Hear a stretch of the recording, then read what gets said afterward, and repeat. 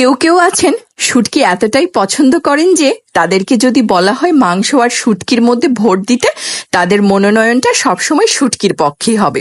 প্রিয় আপু এবং ভাইয়ারা, চলুন না আজ আমার পদ্ধতিতে শুটকি রান্না করি। হ্যালো, আসসালামু আলাইকুম।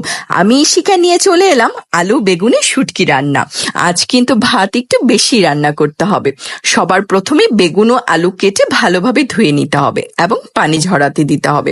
এবার শুটকিগুলোকে টুকরো টুকরো করে কেটে তাওয়াতে ঢেলে নিতে হবে। আমি রান্নার জন্য লইটা শুটকি নিয়েছি। কাজটি করতে হবে সময় নিয়ে। এবার শুটকিগুলোকে ঠান্ডা পানি দিয়ে কয়েকবার ভালোভাবে ধুয়ে নিতে হবে। এরপর বেগুনগুলোকে লবণ ও হলুদ গুঁড়ো দিয়ে মেখে তেলে ভেজে নিতে হবে এবং কড়াইতে যে তেল আছে তার মধ্যে থেতলানো পেঁয়াজ এবং কাঁচামরিচ কাটা দিয়ে ভালোভাবে নেড়ে নিতে হবে।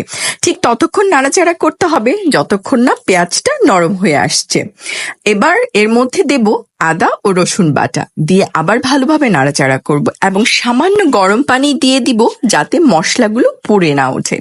এবার এর মধ্যে দিয়ে দেব হলুদ গুঁড়ো, মরিচ গুঁড়ো, জিরা এবং ধনিয়া গুঁড়ো দিয়ে ভালোভাবে মশলাগুলোকে কষিয়ে নিব। মশলা থেকে তেল ছেড়ে এলে এতে দিয়ে দিব ধুয়ে রাখা শুটকি দিয়ে কিছুক্ষণ কষিয়ে নিব। এতে দেব রসুন কুচি। এবার ভালোভাবে নেড়ে ঢেকে দিব। কিছুক্ষণ পরে ঢাকনা তুলে এতে দিব লবণ ও কেটে রাখা আলু এবং ভালোভাবে মিশিয়ে ঢেকে দিব যতক্ষণ পর্যন্ত না আলু পুরোপুরি সিদ্ধ হয়ে যাচ্ছে। আলুগুলো সিদ্ধ হয়ে এলে এতে দিয়ে দেব ভেজে রাখা বেগুনগুলো সব কিছুর সাথে ভালোভাবে মিশিয়ে 10 মিনিট রান্না করলেই তৈরি হয়ে যাবে প্রচন্ড মুখরোচক এই শুটকির রেসিপিটি। তবে চলুন না সবাই একবারের জন্য হলেও ট্রাই করি। আজ এই পর্যন্তই। আমার রেসিপিটি যদি ভালো লেগে থাকে একটি লাইক এবং কমেন্টস করে আমার পাশে থাকবেন আর আমাকে ফলো দিতে ভুলে যাবেন না।